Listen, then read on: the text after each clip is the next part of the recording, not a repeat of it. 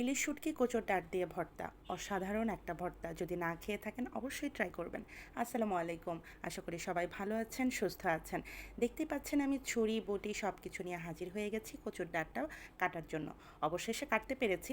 কেটে আমি এই ছোট ছোট করে টুকরা করে নিয়েছি এবং হাতে একটু তেল লাগিয়ে আমি এই সবগুলো কিন্তু এগুলোর ছাল থাকে, ছালগুলো আমি উঠিয়ে নেব। প্রথমে আমার তেল লাগানো মনে ছিল না, তারপর দেখে আমার হাতটা কামড়াচ্ছে, চুলকাচ্ছে। তো যার কারণে আমি তেলটা মাখিয়ে সব কিছু কেটে নিলাম, গোল গোল করে কেটে নিয়েছি। আমি আবার কি করি, আপনার আলু ভর্তা হোক, শুটকি ভর্তা হোক, যে ভর্তাই বা যে তরকারিই হোক না কেন, একটু খুব মনোযোগ দিয়ে রান্না করি।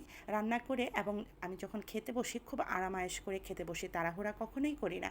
খাবারের সময় খাবারটা যদি আপনি আল্লাহর নাম নিয়ে খুব শকর আদায়ের সাথে খুব আস্তে ধীরে না, মোটামুটি আস্তে ধীরে যদি আপনি খাবারটা খান, সেই খাবারটা খেয়ে দেখবেন আপনি খুব শান্তি পাবেন।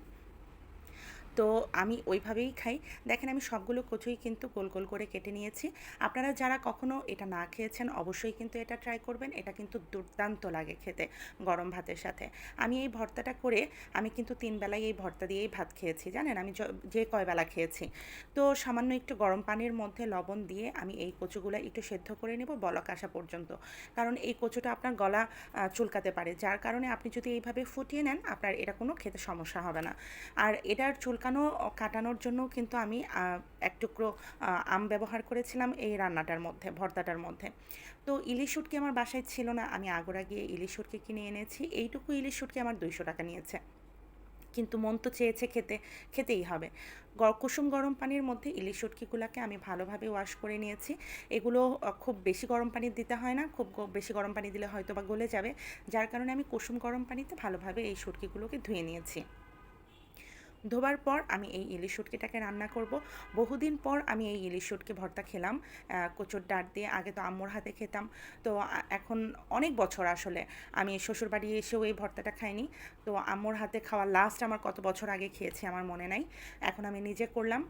তেলের মধ্যে বেশি করে পেঁয়াজ কুচি, বেশি করে রসুন কুচি,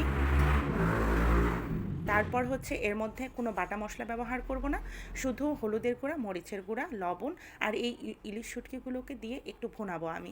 যখন এটা আমার ভুনাটা হয়ে যাবে, আমার তেল তেল উঠে আসবে, তখন আমি যে কচুগুলো রেখেছিলাম পানি ঝরানোর জন্য, এই ঝরানো পানির কচুগুলো আমি এখানে দিয়ে দিচ্ছি। তারপর একটু ভালো করে নাড়াচাড়া করে এটাকেও একটু কষাবো। কষানোর পর সামান্য একটু পানি ব্যবহার করব আর একটু সেদ্ধ হওয়ার জন্য। আর যখন কচুটা মোটামুটি রান্না হয়ে যাবে, তখন আপনি যে চামচ ব্যবহার করেন না কেন সেটা দিয়ে একটু থেতো থেতো করে দিবেন, যাতে একটু গলানো ভর্তা হয়, খেতে যেন মজা লাগে। তো এই তো আমার খুব বেশি সময় কিন্তু লাগেনি। আর দুর্দান্ত মজার একটা ভর্তাও হয়ে গেছে। দেখতে পাচ্ছেন আমি এক চেয়ে আম দিয়ে দিয়েছি, যেন একটু টকটক ভাবটাও আসে আর খেতে আরও বেশি ভালো লাগে। আপনারা অবশ্যই অবশ্যই এটা ট্রাই করবেন, খেতে কিন্তু খুবই মজা। গরম গরম এক প্লেট ভাত আপনি আরাম আয়েশ করে খেয়ে নিতে পারবেন। আর আল্লাহর নেয়ামত, আলহামদুলিল্লাহ, শুকর আলহামদুলিল্লাহ, এর কোনো তুলনা নাই, এর কোনো তুলনা আপনি এর গুণগান করে শেষ করতে পারবেন না।